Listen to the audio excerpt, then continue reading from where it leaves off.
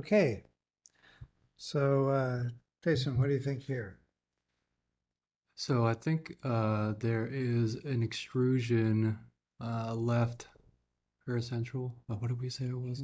Maybe both of them here, but this is at 5-1. F5-1, and there's also epidural lipomatosis. Okay, so here's the T1, here's the T2. So I guess is that all is left of the no, I don't know what that is. Yeah, so this is a cystic disc extrusion. Um, and they're rare, but they can occur. And I think they have pretty much the same significance as a regular protrusion, though it's my guess is these, well, I don't have any data on it, but my guess is that these may resorb a little faster than the regular ones. Okay. Robert?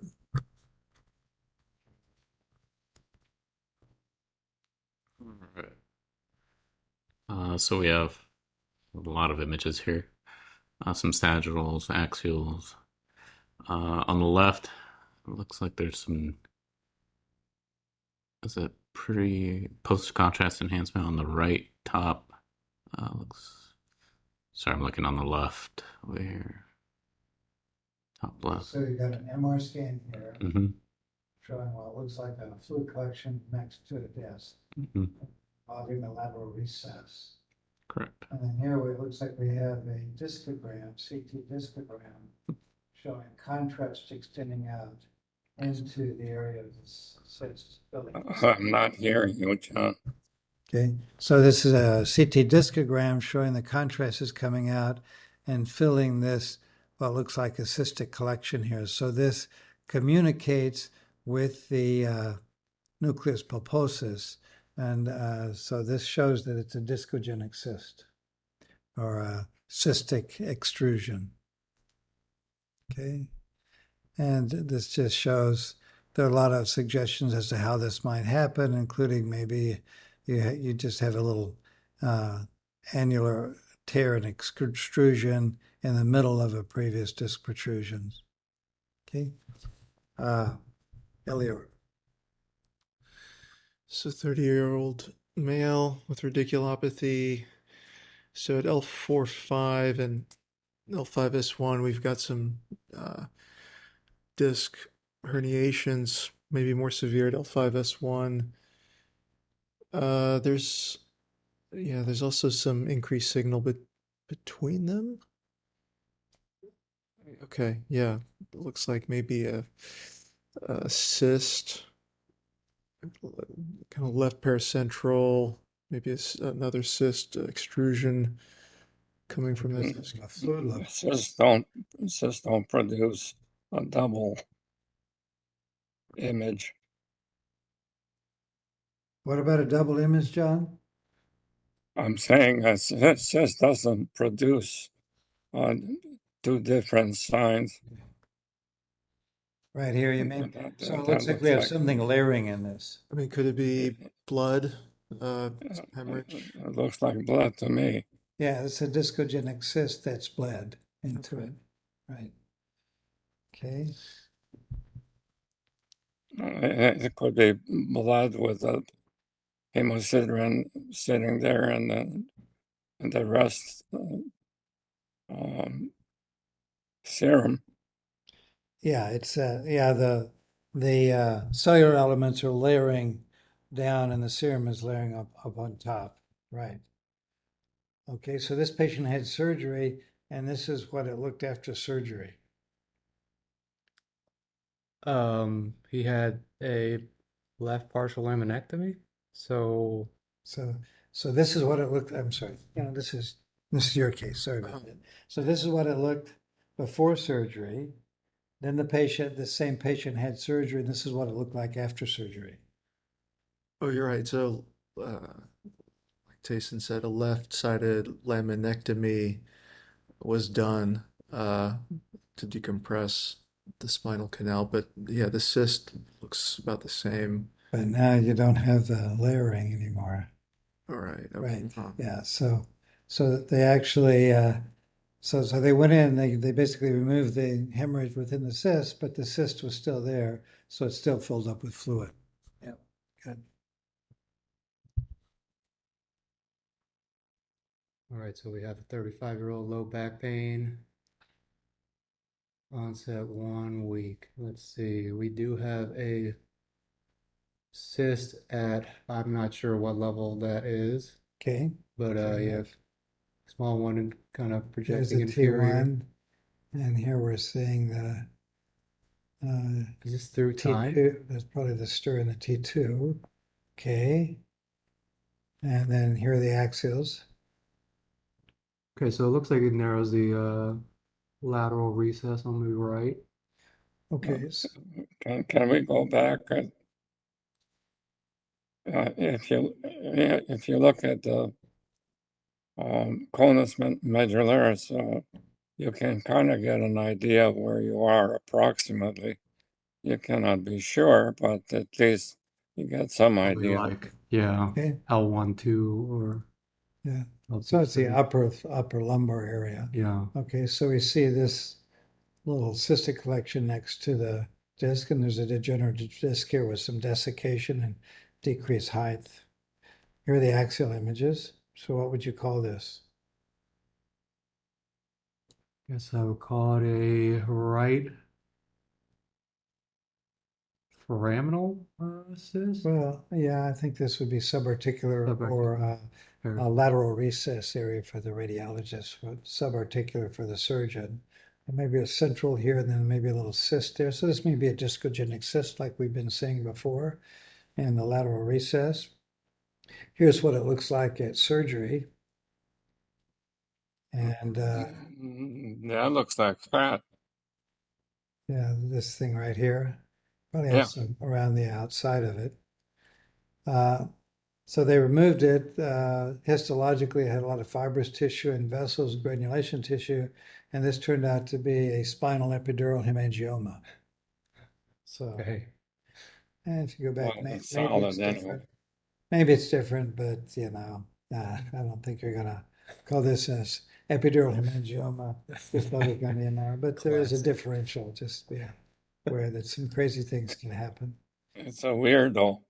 Yeah, and they can You be. don't see them very many of these, do you, John? No, I'm not sure I've ever made the diagnosis myself. So, Probably never see another one.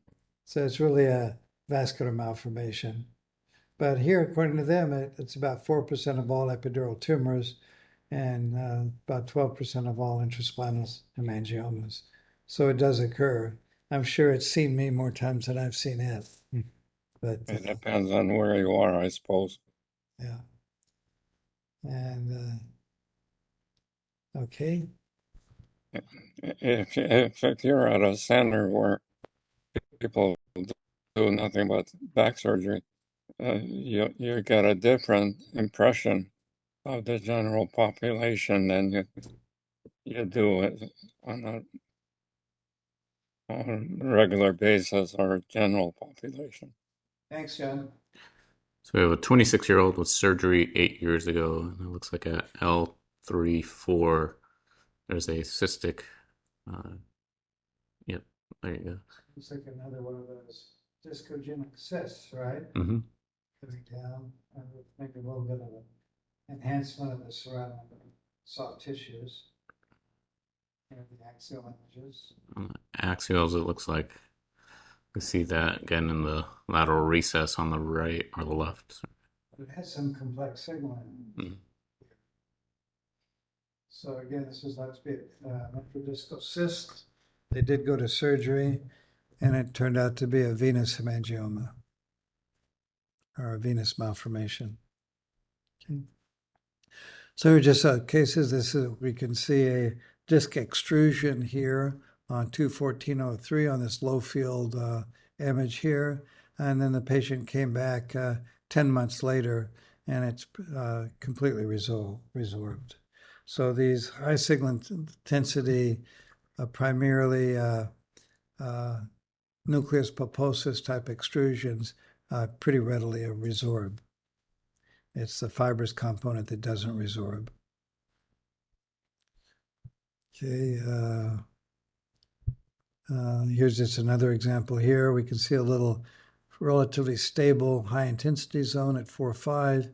Here we can see a focal extrusion, which was much better, even though this is low signal intensity, so it may be dehydrated. It's still, without surgery, mostly resorbed over about a 10-month period. Very, very common. Not all the time, but the majority of these acute disc extrusions will resorb within 9 months, or mostly resorb within 9 months. And other axial images here showing the improvement with no surgery, disc resorption. And so here's some studies where they've looked at this and gotten statistics, and most acute disc herniations are absorbed within a year based upon these studies. The pathophysiology of this disc regression is you get dehydration of the herniated disc, especially if the nucleus pulposus component of it, and then you get a inflammatory related resorption of the disc. And if it's nuclear material, it tends to resorb very rapidly, usually within 2 to 3 months. If it's more chronic type degenerative disc material, then it may take a little bit longer. And you can end up with fragmentations. Occasionally, you'll see actually an increase in herniations over time if more material extrudes in the interval. With MRI, it's common to get rim enhancement, especially if you have an inflammatory reaction surrounding the disc. And resorption, this typically occurs at age 40 or less when you have non-degenerated discs. And older individuals, you tend to get more chronic, more fibrous type disease rather than acute type herniation. Okay. Okay. 32-year-old female, back pain 6 months after MVA. So looking at the L4-5 disc in the right lateral recess, there's mixed signal, could be a disc protrusion. Okay, so this is what it looks like on 4/14/09. The patient came back 3 months later and it looked like this.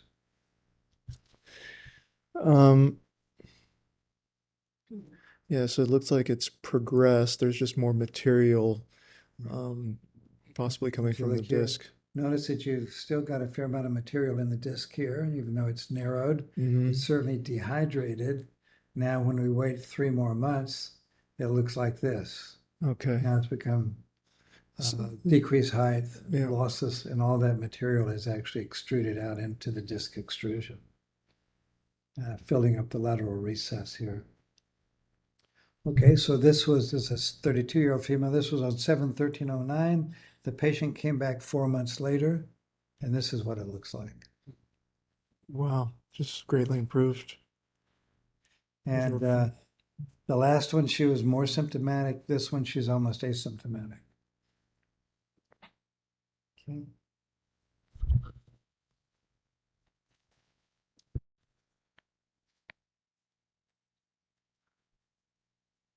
Well, the thing about back pain, it's intermittent, and people will get pain for a day or a couple of days, a week or two, and then there is no pain. And so a lot of people will just wait it out, and eventually the pain is gone. Ergo, the cyst is, the disc is resorbed. So I think that's a normal situation with degenerative disc disease and protrusions. And that's why a lot of people will wait it out, and they'll go a year without surgery. Otherwise, they get surgery, and then, as we know, that a lot of them getting into trouble. Right. Now, when I was at your level of training, many people believed that you had to have surgery right away, that if you left a disc extrusion like this in place compressing the nerve root, that you would get irreversible damage to the nerve if you didn't remove the pressure right away.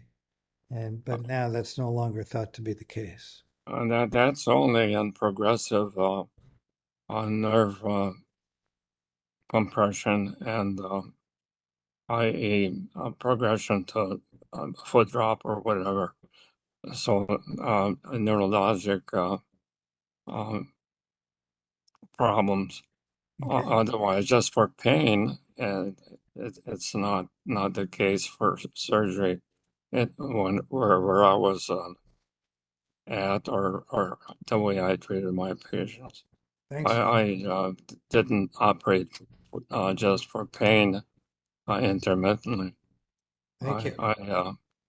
I did refer my cases to neurosurgeons if I was worried about neurologic deficits.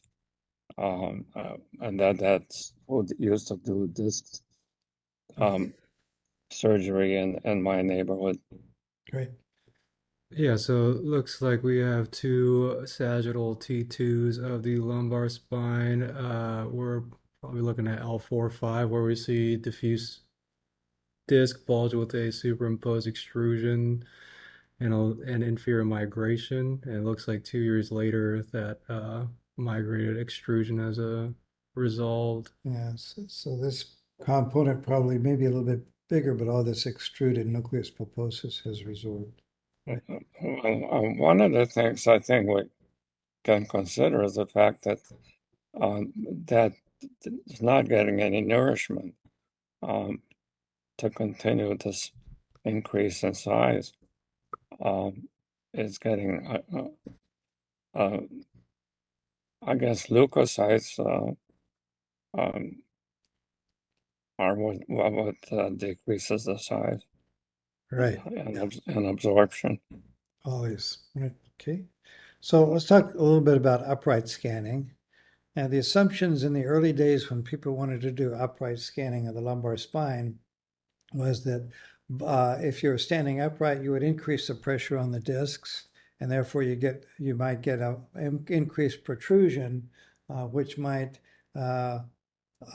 cause compression of the nerve root and symptoms that you might not see in the supine position. And that also, being the upright position, if you have instability, it might be more prominent in the upright position than in other positions. So there are upright scanners. There's still a few of them still around, where we did some studies looking at this at that time.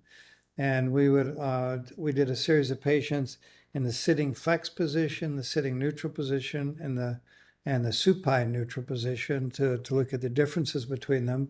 We tried doing standing, but most people moved too much in standing, so we couldn't get, we had too much motion artifact. So this is kind of typically what you see in the flex position. We can see maybe a little bit of Spondylolithesis at 4-5, and the upright position maybe a little bit more narrowing mildly here. Not a big change in the degree of slippage there. And when the patient was lying on their back, we actually commonly would see more central stenosis than we did in the upright position, which is actually what we were not expecting to see, which you can see here. So here's a protrusion, and here we have flexion, neutral, and extension. And here in the extended position, we can see that it's a little bit more prominent than it was in the other positions. And we didn't really have enough volume to really get statistical significance because there really usually was not a substantial difference in the degree of extrusion here. But you can see that there is a lot more narrowing in the extended position than in the neutral and flex position, which we saw pretty commonly. There are a number of reasons why you start getting narrowing of the neural canal in the extended positions, besides which are independent of actually increasing the degree of extrusion of the disc. If you look at if you can go back to, if you look at the anterior disc level, in the neutral position, you have a bulge, whereas in extension and flexion, there isn't any. So I would conclude from that the pressure is um, the greatest in this situation in the neutral position on the Well, whole disc. yeah, if you remember, we at the beginning of these lectures, I actually gave measurements from the literature where they actually measured intradiscal pressures. And what you found is that they were kind of maximum in the sitting forward flexion position. Whereas the standing position, you shift a lot more of your weight to the posterior elements. And the extended position, you send more of the pressure on the posterior elements. So in the neutral and sitting flex positions are where you have the highest pressure within the discs. And then you can make it worse if you carry a weight. I got you. Now, if you look at the disc up above, um, let's see, 5, 4, 3, 2, L1, 2 discs. What do you think about the flexed position? Is that disc a little more bulging than the Well, neutral? I think it's a little bit more narrowed anteriorly than posteriorly, where in the neutral, Yeah. it's more narrowed posteriorly than anteriorly. Yeah. Maybe they're bulging, but you can see it really kind of goes out to the edge of the osteophytes in both of these. So there's a lot of variance in the size of the vertebral body. Also, you see the vertebral body is narrowed L5 posteriorly, and I don't know what that would And these cuts are in mean. slightly different locations too. They're not exactly in the same location within the vertebral bodies. Okay. And then here we can see flexion and extension, and we can see pretty much universally, if you're going to have central stenosis, it's going to be worse in the extended position, as we can see here. And so you can decrease the visualization of central stenosis if you're in the sitting flex position. It becomes higher if you're in the supine position because you're starting to getting extension when people lie in a supine position, as we see here.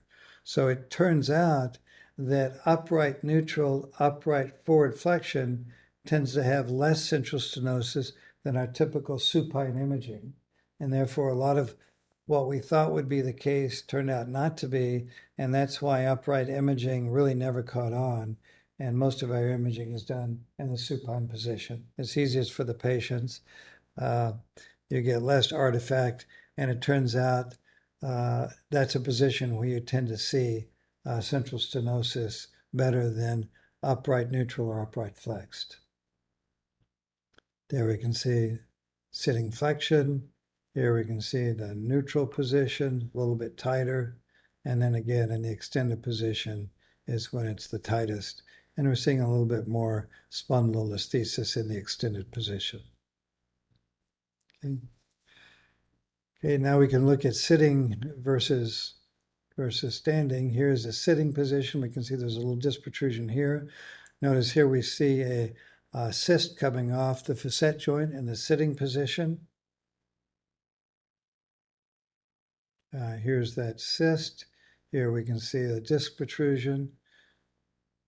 If we go to the standing position, we can actually see that cyst actually becomes larger, and we start to get a little bit more central stenosis in the standing position.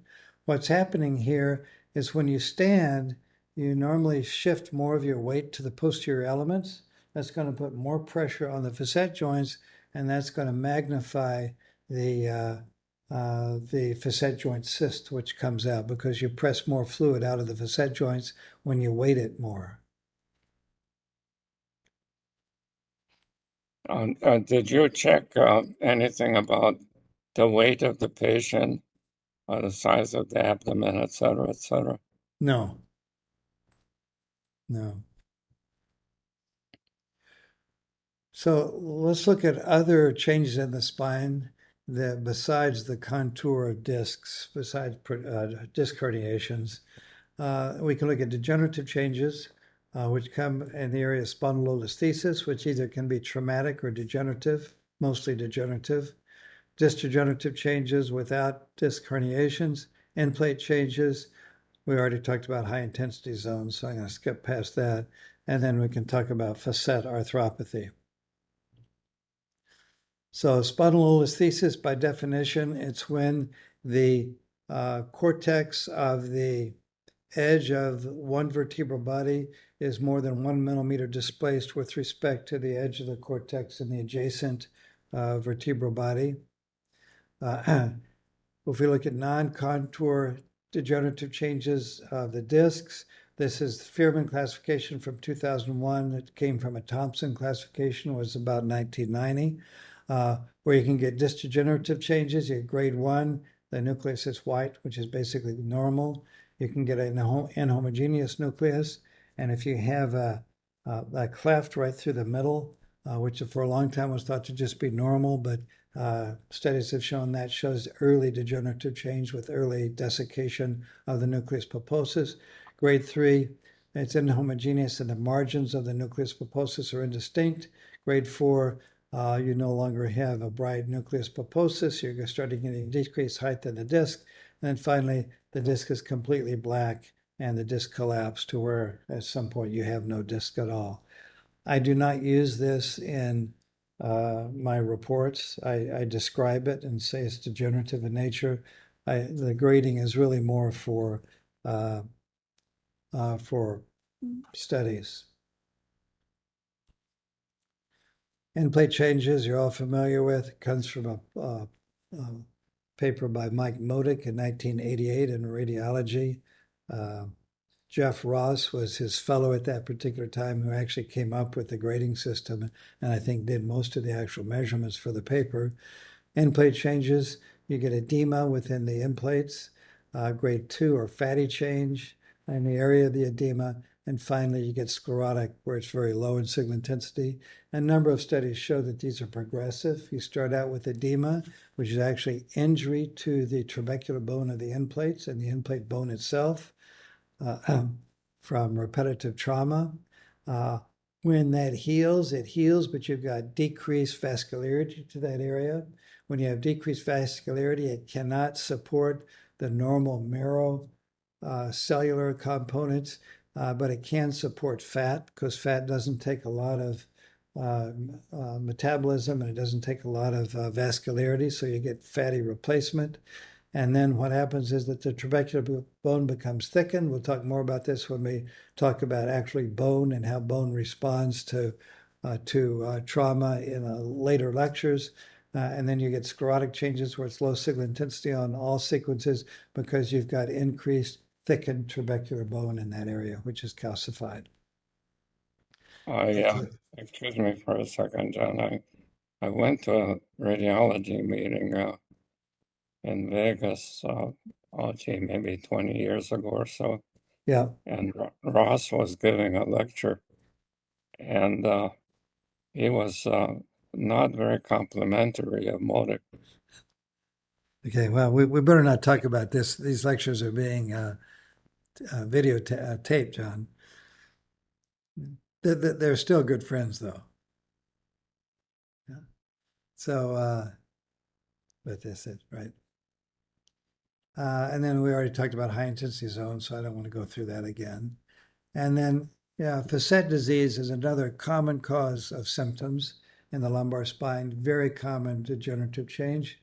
And Carino et al. And Radiology 2009 like to grade these normal, mild, moderate, and severe, though the differentiation between these is not very well defined.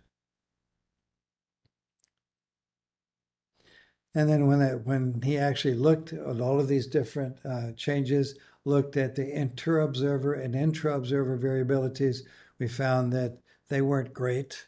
Intra-observer was fairly good at 0.64 to 0.74. Inter-observer between two different radiologists was moderate at best. And this is that slide that I showed earlier on disc pressures. Is what you find is that the average standing pressure is about 100 kilograms. Average sitting pressure is up to 140 kilograms. So as we talked about before, that's one of the reasons why sitting all day long is not great for your spine.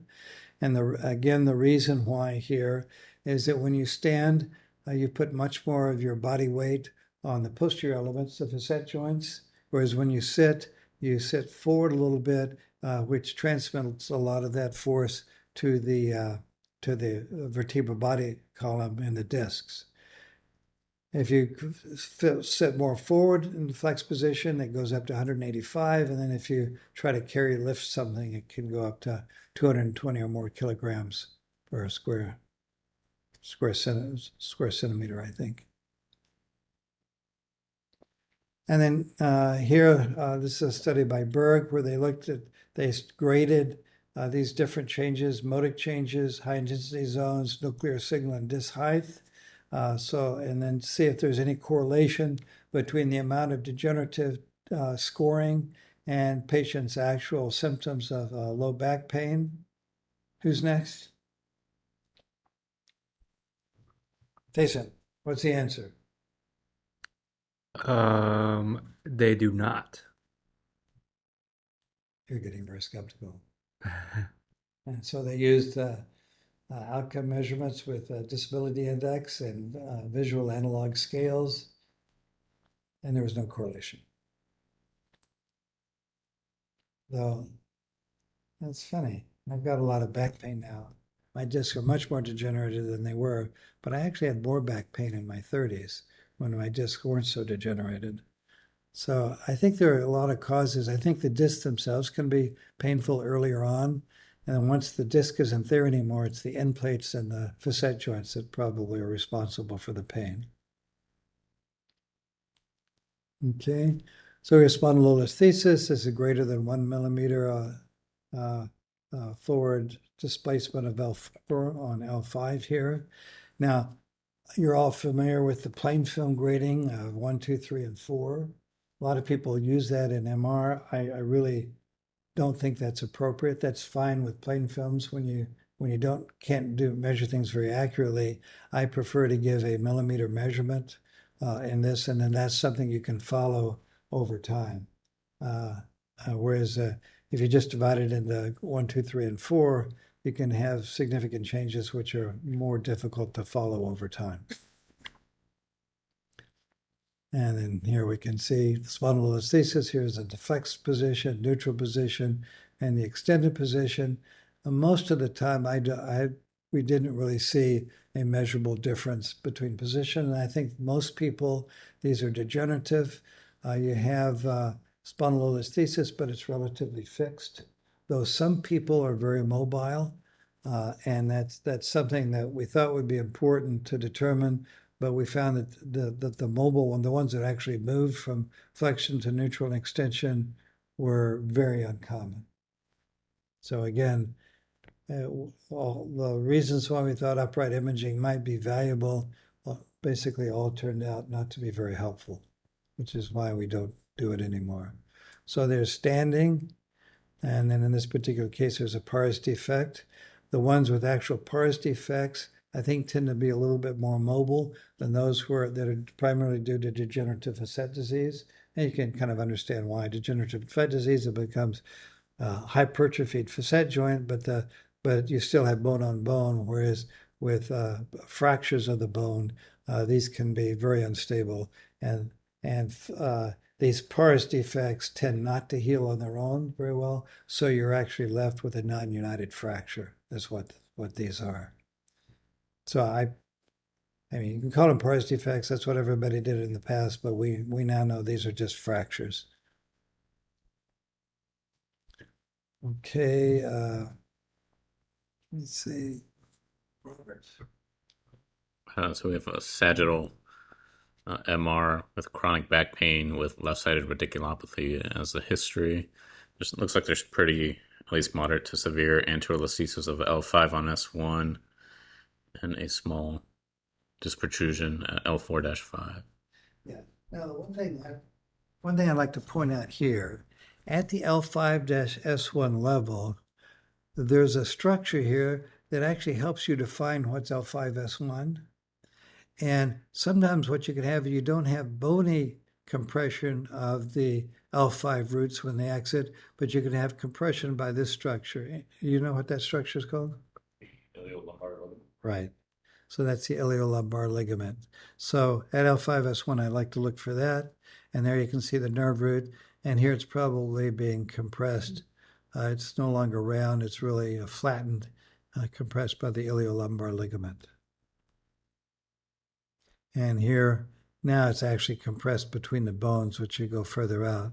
So remember, the foramen, it's not really best described as a foramen, though that's what everybody uses. Some people for a while, people tried to get the term a canal, but it didn't stick. In reality, this is a relatively long stretch between the bones at the two different levels. And we often like to just look at one level, but in reality, especially at 5-1, you need to follow the nerve root all the way through the bone. So it's really a canal that can be a centimeter or more long. And here you can actually see the compression of that nerve root with really no fat around it due to the iliolumbar ligament and the bony compression due to the severe spondylolithesis. And this would be something, I think, from early childhood and or congenital. Okay? Don't you think, John? Probably. Yeah. And here's that iliolumbar ligament and kind of a schematic diagram, courtesy of Dr. Tierman. Okay. There we are. There was a procedure that they used to do in the posterior spinal processes. They would remove a portion of the posterior process to relieve the pressure on the nerves instead of doing fusions. So that was not uncommon, but today it's uncommon. I don't think anybody does that anymore. Okay, thank you. And as to relieves the pressure on the nerve. Okay. Here we have sagittal MRs looking at the L4. Well, could be L4-5. We have some anterolithesis with uncovering of that disc.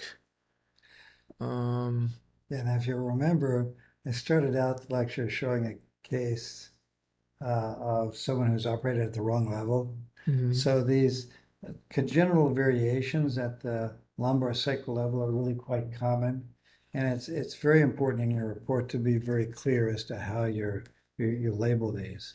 So one way to determine this is you go up to where you can see the lowest rib and assume they have 12 ribs. But I would explicitly put that assumption in the report because weird things happen. And then you can count down from there. Oops. And if you count down from there, it turns out that this is S1. And then the other thing you can do is look around these two levels to see where the iliolumbar ligament is. And that's also something that defines what's L5S1. And occasionally the two are going to give you different results because there's some people who congenitally have only 4 lumbar vertebral bodies.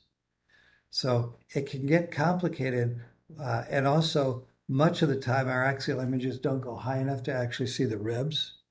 And the sagittal ones often don't go far enough out. So it's often difficult to see the ribs in these cases.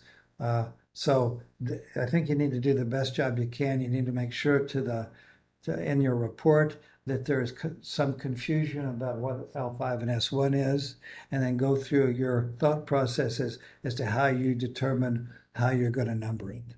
And then people can go from there. So this way we went up to the ribs. This is S1 based upon the ribs message, and therefore I would say that the lowest lumbar, the lowest complete disc is assumed to be the S1-2 disc. And the S2 in this situation actually looks in the sagittal plane more like an S1. But that way, at least they'll have second thoughts. The other thing, you look at the transitional vertebral body to see whether it articulates with the ilium or not. In this particular case, the S1 has, in the axial plane, has a shape of an S1, and it articulates on both sides with the ilium, which makes you feel more comfortable that you're actually dealing with S1 in a transitional S1 vertebral body rather than a transitional L5 vertebral body. And then I'd look for the iliolumbar ligaments. And with those things in your report, it's usually pretty clear what the best numbering system is. Okay.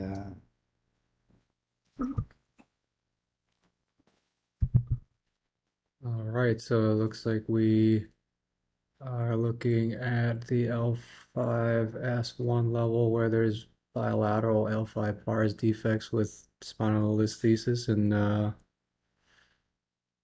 guess some disc unroofing that's narrowing the neural foramen. Yeah.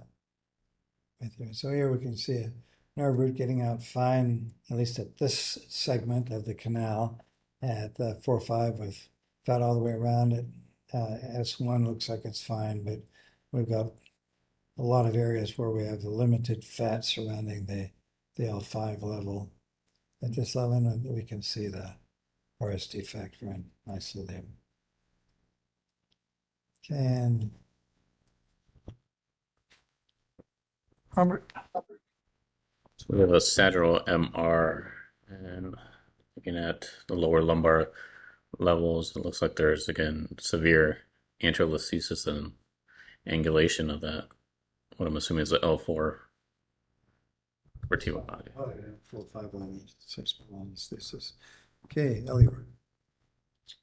Middle-aged male with back pain radiating to the left lower extremity. Okay, let's see. So, looking at the left axial, I'm seeing in the spinal canal, in the left neuroforamen, there's just some decreased signal there, just some thickening. Yes. Yes. Okay. Could that be? That's a T1. That's what the T2 looks like. A slightly different level. Okay, what's Which going things on happen anterior? there? Left lower. Oh, is that the left iliac vein being compressed? Main Turner, yeah. So this is called May-Thurner syndrome. This is actually compression of the left common iliac vein between the right common iliac artery and the lumbar spine.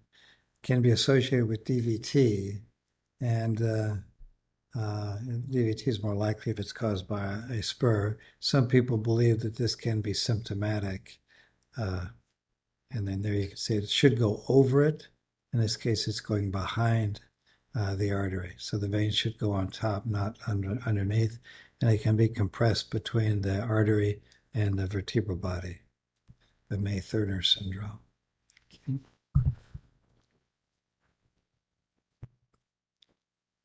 All right. So, do we have an abdominal aortic aneurysm here? Wow. So remember that can also That's a very large disc protrusion, John. the entire disc is extruded out and it's sequestered right anteriorly. Oh, sorry about that. Yeah. And then on the scout, we can actually see the differential signal intensity. So again, I'll say, and I'll show a couple of other examples in a minute. I like to end up looking at the retroperitoneum. So I generally, I always say a statement about the retroperitoneum at the end of my report surrounding soft tissues, and I usually comment about the fat at the same time. What would the fellows do after they saw this? You gotta call I'll somebody. go on vacation. The ordering physician might be on vacation, but we have to try to contact him. I think I'd call a vascular guy. after I talk to the orthopod or whatever. Okay, so what does all this stuff mean? Well, there are a bunch of papers that looked at disc protrusion and their association with symptoms, and it turns out disc protrusions are very common in patients without systems. And there's actually, looking at large series now, there's no statistical association between back pain and disc protrusions, and no statistical correlation between clinical outcome and disc protrusions. So disc protrusions are something we've primarily looked at in the past because they drove surgery, which drove hospital revenues. But from a clinical That's the reason yours truly gave up doing back surgery, okay, so except to help neurosurgeons yeah, and and fusion when yeah, necessary. but there are a number of studies now, and well, I'm going to get to it in a minute. So yeah, a lot of this data is difficult now because, again, in the early days of MR, what really drove MR was the fact that it drove surgery. But now we know data that's showing that driving that surgery led to worse patient outcomes. I've already shown you that data. And it led to great increased costs for the medical system. So there's been a lot of reevaluation of what's significant on an MR scan, just like we talked about in the meniscal disease in the knee. And the fact is, well, we have to recognize what is significant and not significant. And that sometimes in the past, and still does, put us in conflict with attorneys and with some surgeons out there.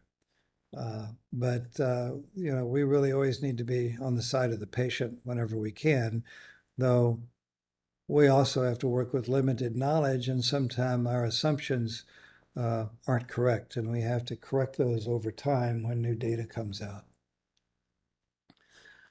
What MRI findings correlate with prognosis in patients with low back pain and sciatica? Robert, is it your turn? Yes. Hey. So what MRI findings correlate with prognosis in? We've talked about disc herniation and so forth. So turns out that if you look at the herniation type, if you look at the size of the herniation, the location of the herniation, except for one study that I'm going to bring up in a minute, and changes over time, none of them correlate with patient outcomes. And two studies that Mike Modick published in the 2000s. Okay. Oh, I've got to do this is wrong. Oops. Shoot. So let me ask you this: of all the findings that we've talked about so far, if you had back pain right now, what's the one thing you would like to see in the report for your lumbar spine? What would be to give you the one thing that's associated with the best prognosis? That's a good question. Interesting. What might find out presence of a disc herniation had a positive prognostic finding. So if you have an acute disc herniation, you're going to get better. If you have chronic degenerative disease of the facet joints, if you have chronic degenerative disease of the disc itself, if you have Spondylolithesis, those kinds of things tend not to get better.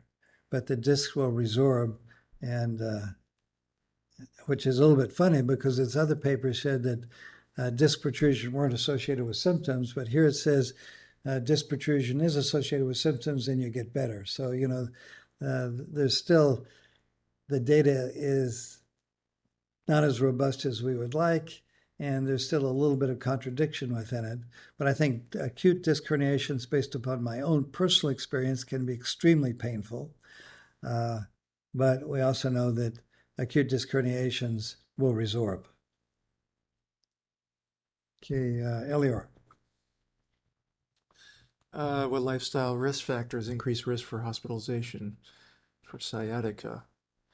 I suppose sedentary lifestyle, not a lot of muscle mass.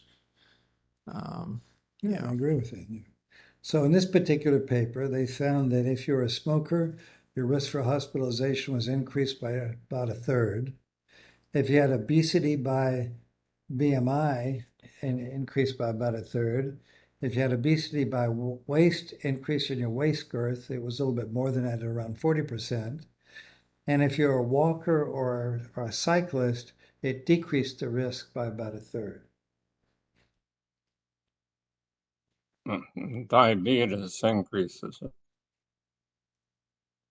I'm sorry, what was that, John?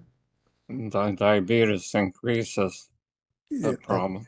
that wasn't in this particular paper, but that's exactly right, too. Diabetes is a negative risk factor. Okay. And I'll ask the fellows in the general population how many people have back pain in their lifetime. What's the percentage? Probably very high, like 100%. Yeah. Not quite. Campbell says 80. 80, yeah, I believe it. Okay, so if we want to look at MRI findings in asymptomatic junior league plate, I may have shown this already. I think I did, but we say even if you're a young patient, high level athlete without symptoms, you still have very high likelihoods of having abnormal MR examination. Only 4% aged 11 to 26 had a perfectly normal MRI. So just remember that the vast majority of findings we see on MRI are probably not important. So we can't get too puffed up about our own importance. Facet arthropathy is very common in athletes, as is early disc degeneration.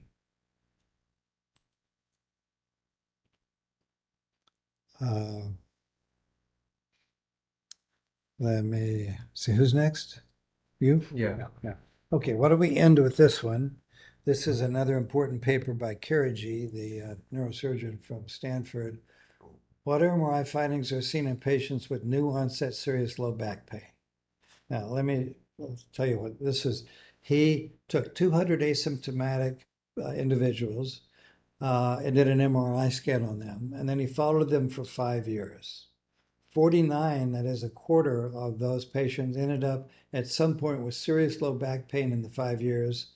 And when he redid the MR scan, actually 51 had serious low back pain. When he redid the MR scan, there were no new MRI findings in 49. And I've kind of done this on myself. I've had a number of episodes of severe low back pain. When I've gotten MR scans, the vast majority of times they were completely unchanged. But 2 patients showed new MRI findings associated with complaints, and both were, I'll do this, compression there were disc extrusions in the foraminal zone compressing the nerve root. So there are a number of papers now that suggest that if you have an acute foraminal zone protrusion that compresses the nerve root, it's likely to be symptomatic. And this is a situation where if it's an acute disc herniation, it will get better almost always within 9 months. But if it's really painful and you can't control the pain, a lot of people don't want to spend 9 months. And surgery will get rid of the pain much faster. So that still could be an indication for pain control. His conclusion was that most MRI findings are not associated with pain, except acute foraminal protrusions. Risk for serious low back pain is not increased by minor trauma. And that is, there seemed to be no association with the development of low back pain and motor vehicle accidents if you use seatbelts. Serious back pain is associated with, in the setting of chronic pain, abnormal psychometric profile, smoking, and if you have a financial reasons why you want to have pain. And there are many papers now that show the biggest risk factor for having unrelenting extreme back pain is having a disputed compensation claim. And for some reason, as soon as the case is over, the pain goes away. Wow. It's a miracle. Well, many times it's over before it starts, but um, detectives out there take pictures of people doing things that they say they cannot do, and so these claims go right out the window. Yeah, John Um, and I have y- some very funny stories about yeah, we got some real good ones. I know I patients who do. claim certain things.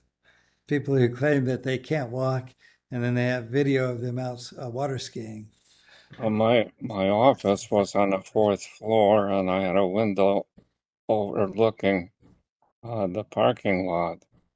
So I examined the patients, and I suspected shenanigans right. Yeah. Johnny, you still there? But then they couldn't do this, they couldn't do that. Yeah. Then I'd have them raise their arms and applaud. I said that the exam is over, and their shoulders wouldn't move. Before that, and then going out the door, and I say that the exam is over, and can you applaud for me? And I showed them applause overhead, and they raised their arms and applauded.